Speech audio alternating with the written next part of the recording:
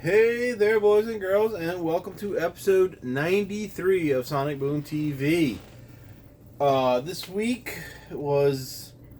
I did pretty good. I didn't go looking for records at all until today. And I found some. No, I just. I didn't have any money during the beginning of the week, and I had this kind of feeling I needed to go check out this little antique store that I go to sometimes. It's usually trashed. I mean, it's a mess in there. They have good things in there, but they have a bad way of taking care of it. They have a bad way of trying to sell it.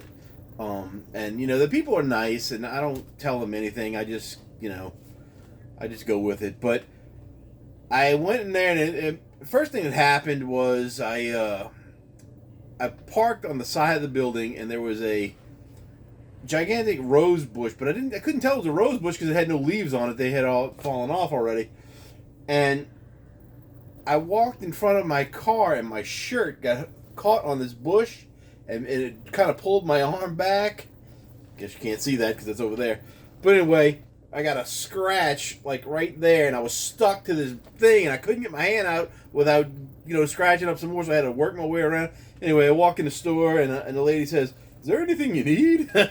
And I said, "Well, I'm looking for some records and maybe paper towel or something to stop myself from bleeding off of your rose bush." And so she gave me a Band-Aid. But anyway, so I walked around the store, and I kind of played dumb because I know how they do it there. They generally write they write on the records with like a grease pencil the prices. But I said, "Well, how much of the records is it written on them, or there's a sale or something?" Because there has been a sale in there before where everything was like $4 or something like that. And she said, "Yeah, they're individually marked." So then the guy that's hardly ever in there when I go, he says, "Oh, we have some right here under this stuff. We'll clean it all off, and if you want to go look at the other ones, we'll get this cleaned up. And by the time you get over here, you can look at them." Well, when they did that, I saw that there was a little stack on the floor, and they had some good stuff there and that stuff on the floor, but they were holding that for somebody, so I didn't get to get it. It's stuff that it was okay stuff. Like there was a Rolling Stones album, there was a Michael Schenker group, which I do have one of those coming up to show, and there was a couple other ones, old like 70s and 80s kind of rock stuff. But I went through, and a lot of stuff they had in there I already had, or the prices were ridiculous on some of these things. Nothing was in perfect shape, and they were looking for like $20 on some stuff, $15. I was like, "There's no way I'm paying this much for a record that may not even, it may be scratched or whatever, and the covers are destroyed." They had a Squeeze album. They wanted $15 for it, and the cover was hanging together by one little piece of cardboard about that big. It was terrible. So anyway, went through the store, didn't find anything. Went back to the spot where they were cleaning off. Well, everything in there was good, pretty good stuff. I mean, they had like, if you're into Pat Benatar, they had almost every Pat Benatar album. They had a couple Rolling Stones, but those were not in great shape, and they were too high a price. They had Whitesnake in the heart of the city, and I wanted to get that, but they wanted $20 for it, and the record didn't look like. I mean, I don't know if it's worth $20, but the record didn't look like it was going to be perfect for me to even consider it for that price. But anyway, I did get 4 records out of there. And I'll show those after. And then when I got home, I was kind of, I don't know, I was feeling like I needed to go do something, but I didn't have anything to do. So I went to Walmart and walked around, and I looked at the records there. I didn't really have much there. But they did have the Stone Temple Pilots, the core, and the one they call Purple, which I just call it Stone Temple Pilots. I don't know why people call it Purple. But anyway, they had those two, and I don't really like Stone Temple Pilots a whole lot, but I do have I think I have all their albums on CD, so I wasn't too concerned about getting them, but the prices on them were great because the core album was like $20, and the purple one, I think it was 21 or 22. So I could have got both of those for less than most albums these days. And walked around a little bit more. They had a little end cap with a couple of records on it, and they had the Ozzy Osbourne Patient Number 9. Looked at it. I think it was $32 or $34. I can't remember. And it was, I think, gold vinyl. And I said, nah, I don't know. Let me think about this. And so I just kind of thought about it and walked away, and I didn't go back. So it was 9:15, and Target was about 10-15 minutes away. They closed at 10. I said, let me go stop at Target just for the hell of it. And went in there, and they didn't have any. They had a lot of records, but nothing new that I hadn't seen in there before, which the last time I went was a couple weeks ago. But they had the Ozzy Osbourne Patient Number 9, and it was $34. But I had a $3.90 something or whatever. Like you get points, and like for every dollar you spend, you get, I don't know, 10 cents back or something. Not 10 cents, but something. I don't know. But I had $3 or something, so I took that off, and it ended up being basically the tax. So I paid like $34 for the new Ozzy Osbourne Patient Number 9 record. I don't own much by Ozzy. I got that Randy Rhoads tribute thing. Physical copies, I should say. I do have a lot of stuff like MP3s, but as far as physical stuff, I don't know if that I have any other albums besides this one now, and the Randy Rhoads tribute thing that I just recently found in the bargain bin. But this is a limited edition, transparent red and black marbled vinyl. That's the Target special. I think that's probably, I'm gonna like this better than I would have liked the gold one anyway. And then this hype sticker says, the new album on transparent red and black vinyl featuring Patient Number 9 and Degradation Rules. Degradation Rules. With special guest artists Jeff Beck, Eric Clapton, Taylor Hawkins, Tony Iommi, Mike McCready, Duff McKagan, Chad Smith, Robert Trujillo, and Zakk Wylde. And I really wanted this because of all those people that are on here. I don't know if those people, I know Zakk Wylde has played with him before, but I don't know if any of these other people have played with him on his solo stuff. I mean, Tony Iommi was from Black Sabbath. But, you know, Jeff Beck is Jeff Beck. Eric Clapton is Eric Clapton. Taylor Hawkins was from Foo Fighters, the guy that just passed away. Mike McCready is from Pearl Jam. Duff McKagan from Guns N' Roses. Chad Smith, Red Hot Chili Peppers. Robert Trujillo, currently in Metallica, but his really good stuff was when he was with Suicidal Tendencies and Infectious Grooves. And then Zakk Wylde. So, I'm going to open this up. You want to see that little hype sticker real quick, though? Back cover. This is not a gatefold. I think it's 2 discs, though. I mean, 2 records, I believe. I saw something else, and it was Matchbox 20, I think they had. I don't think it was a new album. I think it was like a greatest hits type thing at Walmart, and that was a 2 record set, and it was only like $22. Should have bought that instead and saved myself $10. But I really only liked the first Matchbox 20 album, and then I didn't like it too much after that. But anyway, let's pull this out.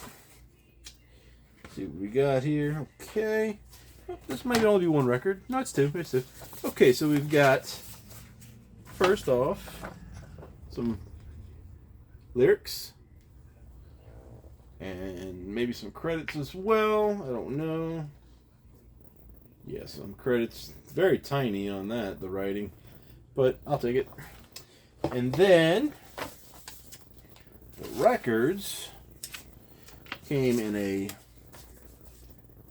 black sleeve. They are just paper, no special lining or anything in them. We got the red, black, kind of smoky, whatever it said, swirl or something. Got the nice big label, and then, is that upside down? That's upside down. Song titles. And then the other one is the same. I'm not going to pull that one out of the bag, the sleeve.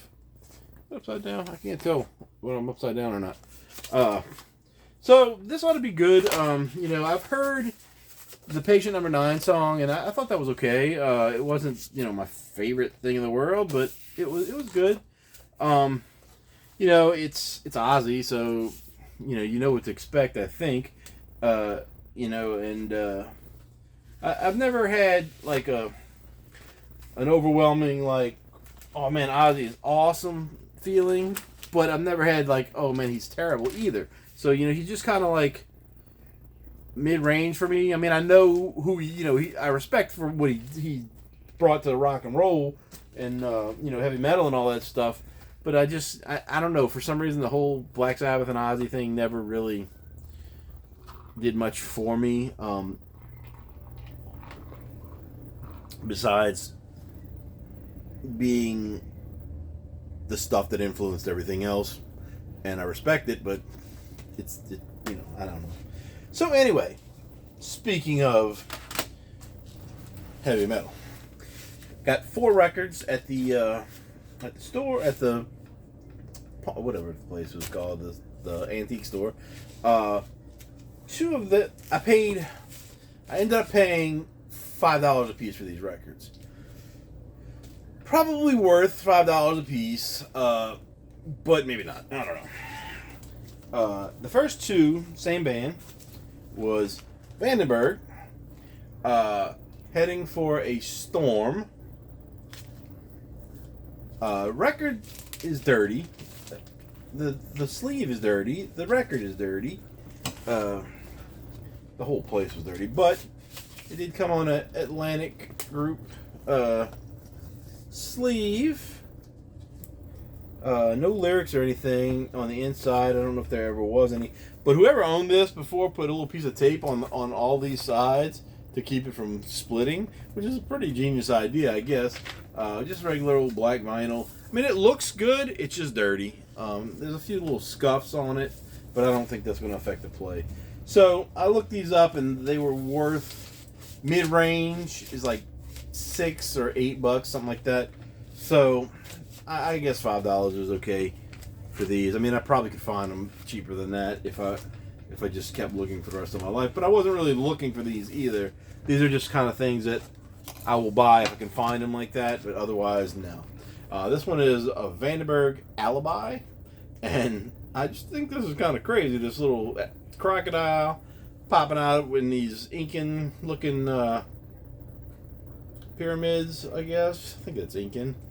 I don't know what that has to do with Vandenberg, but that's him right there. So, guitar rock. I did have that greatest hits that I found there a long time ago, maybe a year ago. So this probably came out of the same collection. They just finally got them where somebody could find them in the store, I guess. But those ought to be pretty good. Hard rock, heavy metal kind of stuff. The next one, the Michael Schenker Group, MSG, Assault Attack. I don't know if this is a live album or not. Because that picture makes it look like a live album. But I'm not sure. But this has Graham Bonnet vocals. Chris Glenn is the bass guitarist. Lead guitar is Michael Schenker, and drums Ted McKenna. Graham Bonnet is familiar to me. I don't know if he was in another band or something besides this one.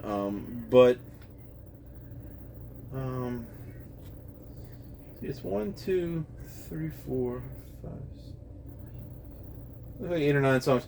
I don't know if it's a live album or not. But the one thing that was weird about it is this one I think is worth like mid-range, like $15, and has something to do with this right here. This barcode is a sticker, and it said that was one of the notes they had on there that some of the barcodes were an attached sticker. So I don't know, but that one in brand new condition it was I think $40 or $50. So then the other one, the last one, which is probably worth more than the other two. I don't remember what this one was, but Alcatraz, No Parole from Rock and Roll. I had this on a cassette, and I've never seen it on a CD or anything.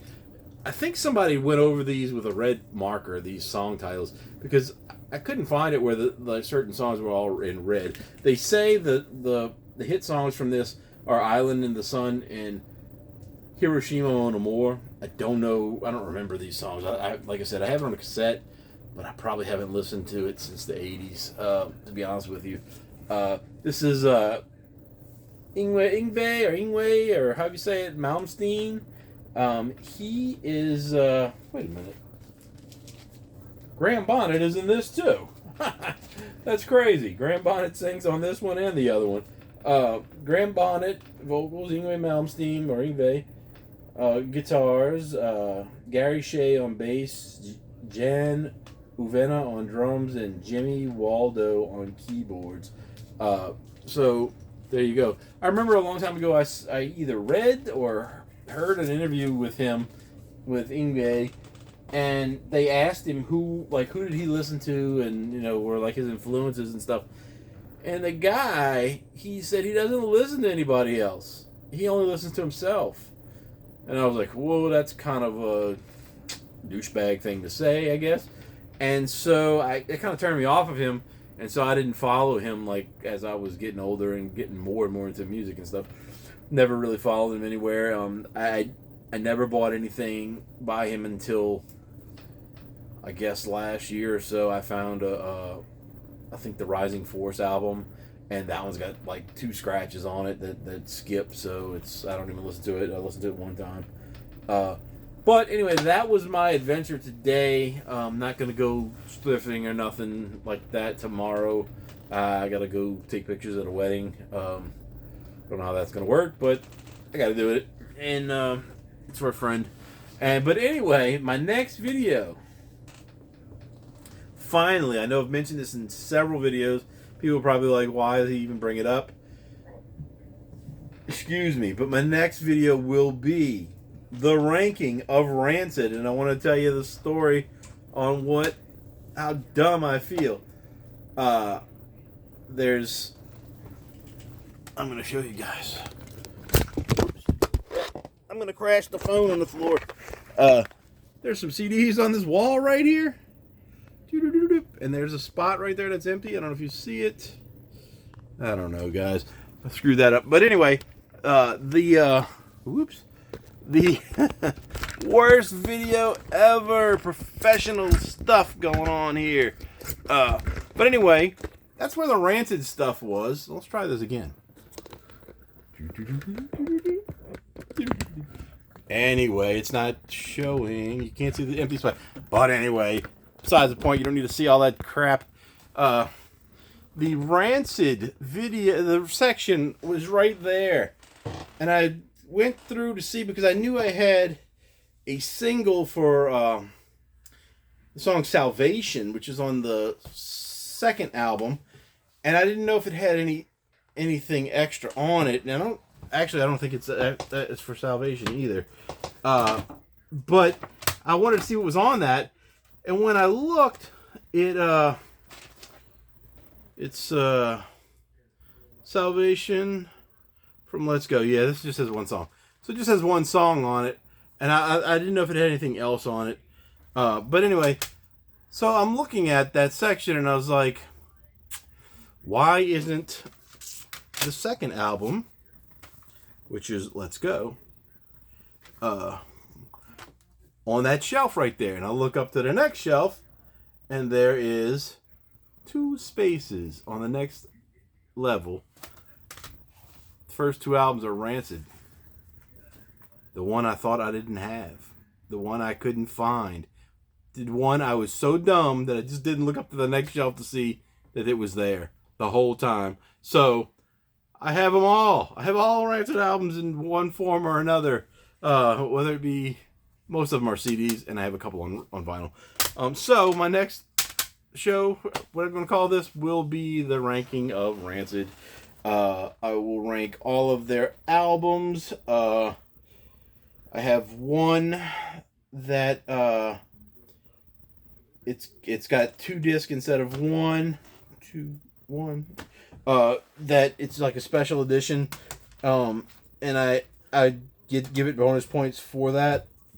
But I'll talk about that when I get to that video. So anyway, that's the end of this one. I will talk to you guys later. Maybe that video will come out this weekend. I'm not sure because tomorrow, like I said, I gotta go to a wedding. But anyway, that's that. I'm gonna check out this Ozzy Osbourne album and this other stuff, and that's it.